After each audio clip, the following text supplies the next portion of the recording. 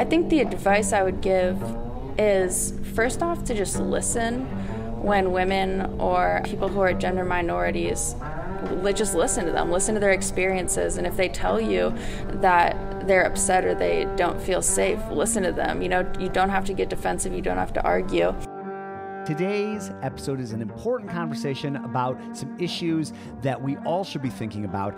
I'm Jason Heath. This is Contrabass Conversations, and we are talking today with Maggie Cox. This is a wonderful conversation. Maggie is a bassist still in her undergraduate, a former student of Tracy Rowell. I'll let her introduce herself and what she's up to and what the last year or so has been like for her. Really interesting conversation. And I want to give a shout out before we get going. We're just going to dive right in to our sponsors, D'Addario Strings, Upton Bass, the Bass Violin Shop, Texas Hill Country Bass Collective, A440 Violin Shop, and Colstein Music. Maggie's got a lot of really important things to say, so let's dig into this conversation with Maggie Cox. Maggie Cox, nice to meet you. Tell me about, and I just know this because I was just talking to you, but tell me a little bit about where you're from, what you're doing right now, and just about your background. Oh, and we're here at ISB 2019. Indiana University is just opening up, and this is your first bass convention? Yeah. Okay, so tell me about your background. So, like you said, this is my first bass convention. I'm really excited to be here. I'm from Cleveland, Ohio, or a suburb about 40 minutes outside of Cleveland, and I've lived there for essentially all my life. Right now I'm at Rice University, and I'm going to be starting my senior year in the fall. I study with Paul Ellison there. Who'd you study with in Cleveland, or Metro Cleveland? So I studied originally with Brian Thomas, who teaches at Kent State University right now. I studied with him from, I think, 5th through 9th grade, and he's really, really wonderful and amazing person. And then in high school, I started studying with Henry Pearbrun and Tracy Rowell, and I just adore them both so much. I think they're just the most incredible people and just amazing teachers. And they probably encourage you to apply at Rice and other places too, I'm sure. Yeah, absolutely. I mean, I didn't know anything, so I mean, senior year, and always their word was gold about where to apply, where to visit. They really were incredible with just their guidance through the whole process. What was the Rice audition like? And I can't say enough good things about Tim Pitts, Paul Ellison. I've had many students go through Rice. Obviously, fantastic program, very challenging to get into. But, a lot of people are probably curious, especially young people who might be thinking about auditioning. What was that whole experience and process like? So the process, I think most college auditions, you have to start with a pre-screening, and for me that was just absolutely the most brutal part of trying to play through even one single piece. My cortisol levels were so high for a month straight. So once that was done, I got an invitation for a live audition and then scheduled that, and then I flew down with my bass at sometime in January or February. I flew down with my mom, and I think we got there the night before. I remember, this is a weird detail, but I remember freaking out because I forgot deodorant. I've done that. Yeah. But it was in that moment, it was the most important thing was to locate the right kind of deodorant. Because I was tomorrow's going to be a sweaty day. And so the next day, it was in the morning, I think. I showed up and it was really smooth and well organized. I checked in, and then Chuck Paul, apparently, who is one of my best friends now, he was instructed to shepherd around the auditioning people, and I just got into the warm-up room, which is called the hot room, one of the practice rooms, which was really hot, so I was glad I had the deodorant. And then played a 15-minute audition and got out of there. But yeah, it was a great process, really smooth. And you just finished your junior year? Yeah. Of Rice? Okay, so what's it like being a student at Rice, or a bass student at Rice, or a music student at Rice? Just talk about that experience, whatever aspect you want to dive into. It's a really, I think it's a really incredible and really unique experience. Freshman year, it was pretty overwhelming my first semester coming in. and being in a music program where it's mostly grad students, and just like a really, really hyper-focused, really intense program. But I feel really lucky to be there. I mean, all the bass players that I've ever gone to school with there, sound really great. And so being in that environment is really encouraging and really motivating. The orchestra, I feel really lucky to play in because, I mean, it's an amazing orchestra, and it's amazing to get to play with them a couple times a week, and I think I take that for granted pretty often. But yeah, Rice is really unique. It definitely feels like a little bubble, where it's kind of crazy to show up and meet like the 15 people who do the exact same thing as you. And when you meet them, it's like you're handed your colleagues and your friend group and like the people we literally spend way too much time together. Like everyone lives on the same street.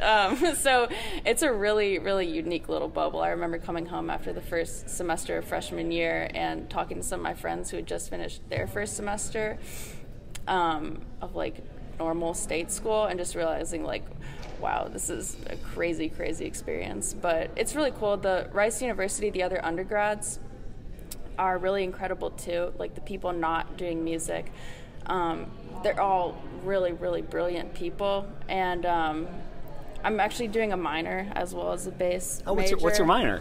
I'm doing a minor in poverty justice and human capabilities, wow. Which is a pretty new program at Rice. And that has just been an incredible experience. I mean, there's two core classes where you just learn about kind of what the name implies of poverty justice, human capabilities, and how human capabilities around the world are influenced by different social factors, and just learning how humans can change that and give people more opportunities and encourage human development. But learning about that on a local and global scale, and then taking you have to do three like general electives within a list of approved electives. So I took for those, it's like a class I think called Continuity and Change in Brazil, the history of feminism, and hip hop and religion, which are all, I mean, I feel really lucky to go to Rice just for being able to take those classes and being able to study with professors like that and learn that kind of information, which is really incredible. And then we also have to do a service project as part of that. So I started Artists for Action as part of that, and then we also have to do capstone stuff. So that's also a really cool experience, and another reason I feel lucky to go to Rice. This episode is brought to you by D'Addario Strings. Our friends at D'Addario want to help listeners change their strings safely and efficiently, and they have a few tricks to help you achieve that. Each time the string winds around the peg, be sure that it lays neatly next to the previous coil as opposed to crossing over itself, which increases the risk of breaking. Wind each string from the middle of the peg outward, making sure never to rub up against the peg box wall, which also increases risk of breakage. Learn more at orchestral.daddario.com, and thank you so much for sponsoring the podcast. There are a lot of career options out there for musicians, and Barry Kolstein of Kolstein Music has some great advice about keeping your options open. I generally will tell anybody that goes off to, going as performance, go after your dreams, but also prepare yourself, because it's not always the easiest profession to pursue. And I'm a firm believer that in life you pick up as much knowledge as you can. Those are your armament in life, and you put them in your back pocket. You may never have to draw upon it, but it's a nice thing to have. Kolstein & Sons, for 70 years now, has been working to connect bass players with the finest instruments and help them achieve their goals and find those opportunities in their lives. Thank you so much to Barry and everybody at Kolstein Music for sponsoring the podcast. It's got to be interesting to interface that with music, which is, there are probably all sorts of ways that the two influence each other. Yeah. And it's so cool. I went to Northwestern, and it's so cool to go to a school like that with professors like that. I was like, took the history of Rome. It's like the most amazing professor. I mean, it's just so like some of my favorite experiences were outside of the practice room. But that cohort thing. Like I think it's Zig Ziglar that said, I might be misquoting, but you're the average of the 5 people you spend the most time with, and to have that cohort. And even if you do spend all your time together, if you look at comedy or anything else, how many people do just that? And then go out and do the sort of things that bass players or other musicians from Rice have a reputation for doing. So what a cool experience. Yeah. And you also did Music Academy of the West recently. Yeah, with Nico. Yeah. Santa Barbara. How was that? I really, really loved Music Academy. I mean, like I told you, I'd never spent much time in California, so just being out there was such an incredible experience. I mean, it's so cliche, but it really does feel like paradise. And obviously Nico is amazing. The other faculty members are really amazing. And I was really lucky to be able to go with a really amazing section of bass players and a really amazing group of friends, like Jesse Fisher, Chris Lavin, Ryan Avila, Nina Burnett, and then like some brass players, Jim Tobias, Nate Silversog. Like, it was really, I didn't fully appreciate it till it was over. That was like, oh my God, that was just 8 weeks of hanging out with some of my best friends and playing incredible music in one of the most beautiful places in the world. But it was really incredible. I had a great conversation. I live in California. I had a great conversation in California with a bassist named Megan McDevitt. And I'm not sure if you've met Megan, but she lives in Buffalo right now, and she's been presenting. She presented the last ISB a topic on bass and gender, and so I had a great conversation. I thought it was great with her in San Francisco at the last Golden Gate Bass Camp, and just all about the experience of being a woman playing bass, or much broader than that, but it's a really interesting talk. And then I got to see her do it live also, which is really interesting. And you were part of a piece that came out, I don't remember when that was, but I remember all of a sudden opening up my Facebook Messenger, and there were like 27 messages like, did you read the article? Talk about that, and just what the thinking that must have gone on behind that, and just whatever you want to about that article. Yeah. So. Yeah, the infamous article. I think that came out in July or August, because I remember spending one night after rehearsals at Music Academy, like holed up in my dorm room on the bed, just with a laptop and a cell phone, talking to Rebecca Noel, the other authors, for like 6 hours straight, and just like festering in there, and then putting it out into the morning and before rehearsal break, and coming out in rehearsal break and checking my phone and just like, oops, this really blew up. But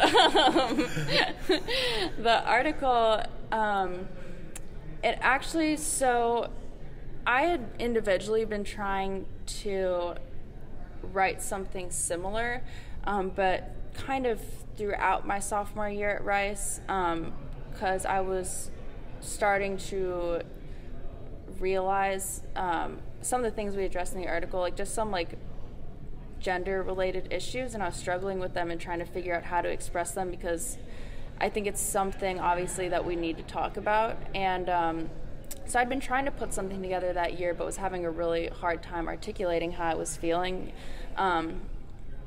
And sometime around the end of my sophomore year, this Facebook Messenger group was created with Rebecca, Noel, and myself, and a couple other women who play bass that are, around my age, like early 20s.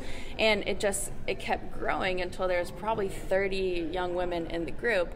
And it was just people who, like, these women were finding Facebook posts that were like, oh God, like, it's that time of year again. Like, here's another post of like an all-male bass section from a festival that maybe you didn't get into or you chose not to go to. And just, it was really interesting, because when you had that group of people, it wasn't an angry group necessarily, but it was kind of unbelievable. It was like, wow, there are so many of these, you know what I mean? And it wasn't like anyone was searching for them. It was just, it was like any given person would open up Facebook and see, another post like Bass Boys, Pound Town, something. And it it was frustrating to be discussing this with women and have everyone just know in their gut that like this doesn't feel good to see, you know, like, and not understand why it seemed like the general bass and music community, because I mean when I look at it was like the women in this group would see a picture and it would be a bass section of all men or all white men, and that's the first thing you see, you know. I remember, and I've had that experience many times of walking into a room of bass players or getting in a section or a domain. I remember walking in the room and that's the first thing you realize is like, oh my God, I'm the only woman here. But it just seemed really unbelievable that so many people could see these pictures and not even register, like, because if you saw a section of all women, that would be the first thing you thought, you know, like, oh my God, it's all female, like, is this a women's orchestra, you know what I mean? Mm-hmm. But you don't even register it as abnormal when it's all male. So we, you know, after a while of just sending these pictures back and forth, it kind of came to the point where it was like, we shouldn't just sit around in our echo chamber and, you know, keep getting more frustrated, you know, like if we're gonna notice this, I think it seems fair to try to articulate it and get it out there so we can start the conversation and help people understand. And so that was when the article got created. And I think the article in a lot of ways had a really amazing effect of starting the conversation. Like, people were talking about it. It was brought into the public sphere in a big way for the first time in my memory. And I mean, now we're at ISB and we're having the page discussion on Wednesday, which is the first time that I'm aware of that there's been a discussion like this at ISB. And the acronym for PAGE is a project for all gender equality. Good. I just wanted to make sure I got that right. Okay. And so I think it did a great thing in starting that conversation. I think it also was really incredible and really overwhelming to just see the amount of women that the article resonated with, because I mean, as soon as it came out, that was the overwhelming response that I and the other authors were getting, just from women that I knew really well or hadn't really met even, that were contacting me, you know, classical bassists, jazz bassists, and just saying like, oh my God, thank you so much. I didn't know other people noticed this. And, you know, it also, I heard from female horn players, female percussionists, a girl who dated a bass player and then reached out and was like, oh my God, like I didn't know this was a thing, but yeah. And even some women in like STEM fields who said that they had experienced the same thing in their profession. So I think it did a great job on those two ways. The things that I think we should have done differently is, first of all, when we were writing the article, we knew that as 3 white women, it was not our place to try to talk about the experience of every minority, you know, and it was not our place to talk about the experience of racial minorities in the bass community. And we wanted to just talk about gender, but we did not handle that in a sensitive way, you know, because especially in the article, there were a couple clauses where it said women and minorities, you know, but didn't talk about the issues of intersectionality and how, you know, a white woman who plays bass is going to have a different experience than a black or brown woman, or a white woman's going to have a very different experience from a black man in the bass community. And, you know, some of the pictures reflected that same just kind of carelessness, because, you know, the article talked about pictures of all white male bass sections, and some of the pictures had men of color in the bass section. So I think that is the one thing that I really regret, and because I think all it did was discredit what we were trying to say, discredit the authors, and also just have a really damaging and unproductive effect on the conversation we were trying to start. And then the second thing that I've given a lot of thought to is just the issue of the pictures. Like we were talking about, I mean, because the pictures were what started the conversation, you know? And I think it's really powerful to see so many and see, like, this is what we see on our feeds, you know? This is the literal image. And we did try to cover our bases by, you know, blacking out the names, crossing those out. And, you know, a lot of the men I know in this community who happen to be in the pictures, you know, are some of my best friends, and they immediately recognized that the point was not that they were in the pictures. Yeah. You know, it wasn't about these individuals, but I think ultimately that did distract from the message, at least for some people, it provided a reason for people to get defensive, which I wish wasn't the case, and I think it turned the conversation in some channels into kind of a negative direction. So I don't know if I would not use the pictures, but I think being more careful about maybe, making it more anonymous, or making sure we checked all of our bases in terms of like privacy policies, just to make sure that wasn't an issue. But I don't know, that's another thing that I've given a lot of thought to. This episode is brought to you by the Texas Hill Country Bass Collective. Join them July 22nd through July 25th for their 6th annual Austin Bass Workshop. Come join friends from the area for 4 days of music, bass, and fun, and work with 2019 featured guest artist and former podcast guest Dennis Whitaker. Learn more at TexasHillCountryBassCollective.com. At Upton Bass, there is no B stock in terms of wood. Here's Gary and Eric from Upton on what happens when they encounter a flaw in the wood. Rather than someone just looking at that piece of wood and saying, man, I got to throw that in the fireplace. Yeah. They go, my boss says I got to get this thing done, so they set that neck. Yeah. And we've just learned over the years, if you got to question the piece of wood, it just goes in the dumpster. Yeah, just get out of there. It's reasons like that make Upton such a hit among bassists worldwide. They have an army of raving fans. I'm one of them, by the way, and they just make wonderful basses. Whether you're just starting out and you're looking for an entry-level instrument, or you're looking for the top-notch bass of your dreams, they will work with you throughout the process and get you an instrument you will love. UptonBass.com is the website, and thank you so much for sponsoring the podcast. Well, it certainly sparked a conversation, and so I appreciate that and now that the conversation is continuing here at ISB. And I was in 2017. We had it wasn't a session per se, but we had a luncheon with several women in the bass world, and I was invited to that session, which I was honored. I was kind of uncomfortable because I'm like pretty sure, but what? And I was just sort of taking it in, and the one thing I thought personally I could do is I looked around and I said, I've interviewed most of these women actually, but not all. So the first thing I did was try to interview those women, which I think I've gotten everybody in that room now. But I noticed exactly what you're saying all the time. And when I go to bass festivals that I participate in that, it's all guys on the panel. When I organize bass festivals, I have a hand in it. I try my best to not have that be the case. We had Tracy Rowell and Susan Cahill at the Chicago Bass Festival, but without really reaching out, it's all guys. And I noticed that with my podcast, which I feel deeply I do not want to have happen. But if I'm not very intent or about who I'm reaching out to, it's just a bunch of guys all of a sudden.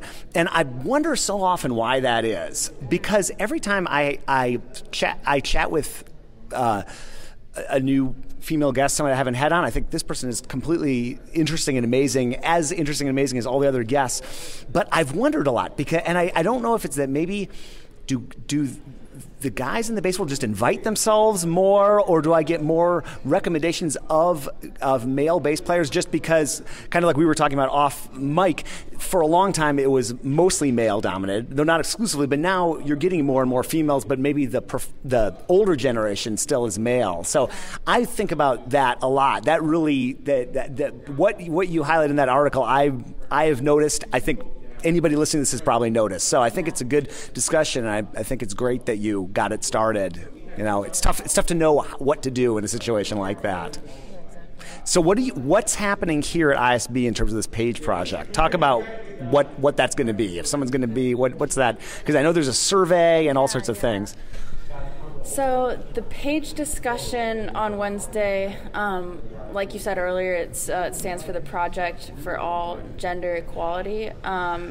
It's a panel discussion, and so how we've done our best to format it as a panel of women and kind of leading an open discussion. Like, we really want everyone to be able to share their feelings, share their own experiences, and also work together to brainstorm ideas for the future and what we can do differently. But I wrote a couple of things down. So the mission statement, so this page discussion on Wednesday is not an isolated event. We've also done our best to create what we hope is to be a formal organization someday. And page, the mission is just to provide support and for the experience of gender minorities in the bass community. So women, transgender bassists, non-binary, otherwise gender non-conforming, we hope to improve and provide support for that experience. And beyond this conversation, our long-term goals would be to just cultivate a culture within our community that is more welcoming and more accessible for bassists who are gender minorities. Challenge the stereotypes that like bassists are like big strong guys, and create a platform where we will continue to have these discussions and just continue the conversation in the public sphere in our community. And also, the more tangible long-term goals outside of, discussion and community is to provide mentorship opportunities, scholarships, for auditions or summer festivals, and continue to publish articles or other kinds of publications, and ultimately create a festival or workshop modeled after the Melbourne Women in Bass Festival and the Meg Quigley Vivaldi bassoon competition. And so the survey or the discussion on Wednesday, the first part of the survey, the first part of the discussion is going to be kind of explaining the mission statement of Page and going over the survey results. The survey came out a couple months ago, and the results are really, really fascinating. I have a few that I wrote down here. Let me see. One of them was, have you ever had difficulty in a leadership role in the music world because of your gender? 9% of men said yes, but 65% of women said yes. Yeah, and this was sent to ISB members. Another one, have you ever questioned whether your gender affected the way you've been treated in a musical or professional setting? Men, 46% said yes, and 83% of women said yes. And finally, have you ever encountered speech that excluded you or other gender minorities in the music world? 33% of men said yes, and 72% of women said yes.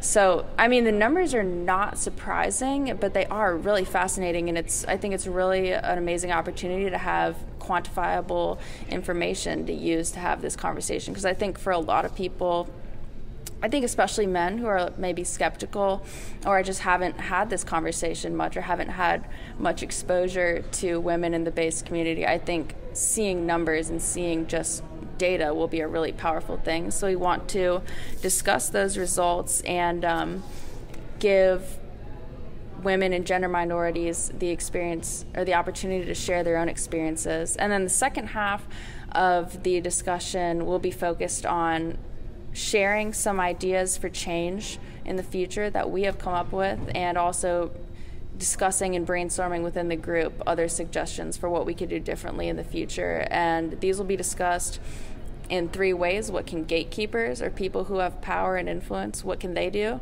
What can teachers do? And what can individuals do to help improve the experience of gender minorities in our community? So I'm really, really looking forward to it.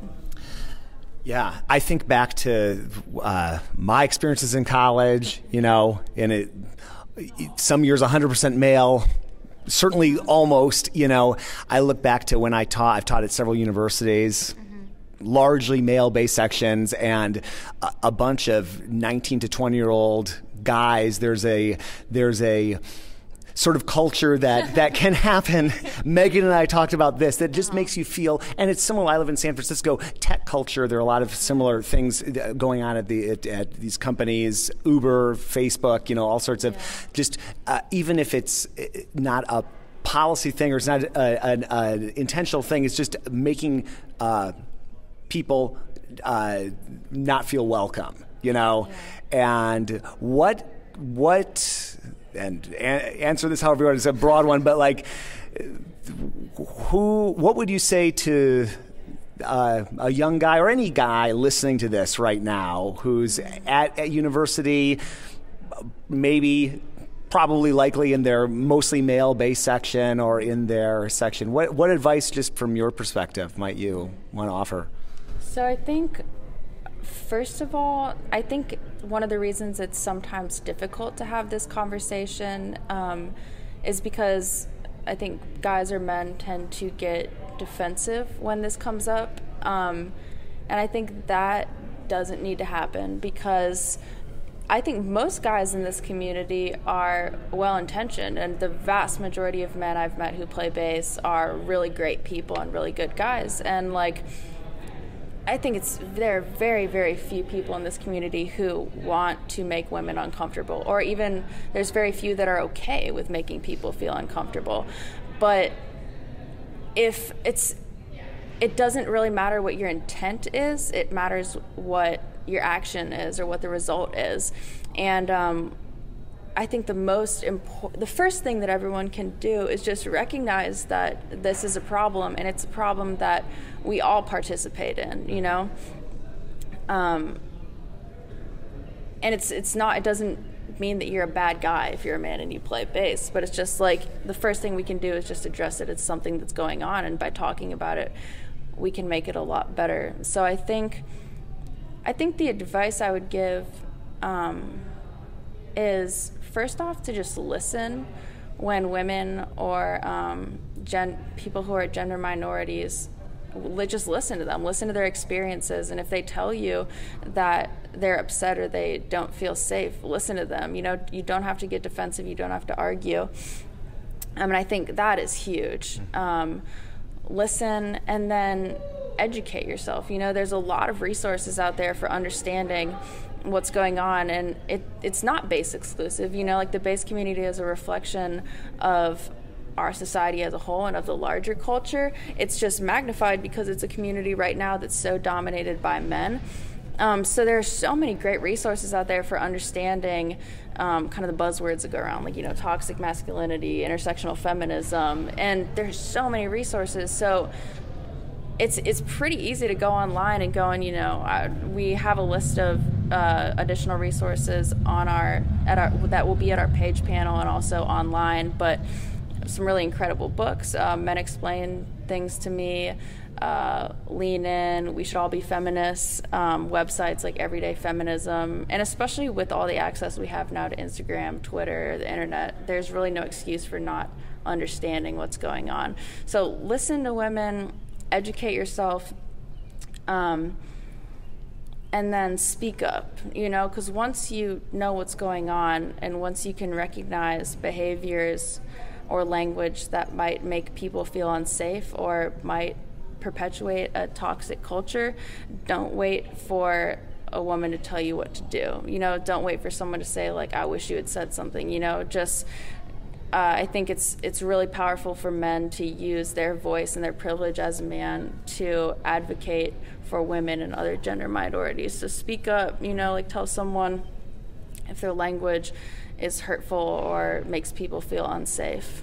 And that's, I guess, that's a really condensed version of things that individuals can do. But I think if you accept that this is something that's happening, and if you want to learn more and you want to make a difference, there's really endless resources that you could find just by talking to women or gender minorities and by doing some work and doing some research. Well, Maggie, it's great.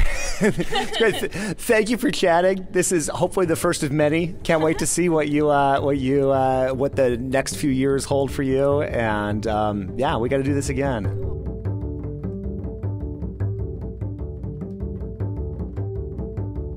Maggie, thanks again for chatting, and I'm sure that many of you want to dig deeper into this. We're building more resources at the International Society of Bassists for the Page Project. But if you'd like to reach out with thoughts or perspectives or possible next steps for what Maggie and I were talking about, feedback@contrabassconversations.com will put you in touch with me, and I can connect you with Maggie or others involved in the Page Project and help you with getting involved and contributing. Thank you, Maggie. Thank you to everybody who listens to this podcast. I really appreciate it. I'm honored and humbled that people do listen. And I know they listen because I hear from people. So again, if you want to reach out, that email, feedback@contrabassconversations.com, is a great way to do it. Contrabass Conversations is produced by Michael Cooper, Steve Hinchy, Trevor Jones, and award-winning bass maker Mitch Mooring. Learn more at mitchmooring.com. And thank you to Krista Copper of the Backstage Creative for her work behind the scenes, cataloging and archiving everything we talk about here on the podcast. I'm your host, Jason Heath, and we will see you again soon for more life on the low end of the spectrum.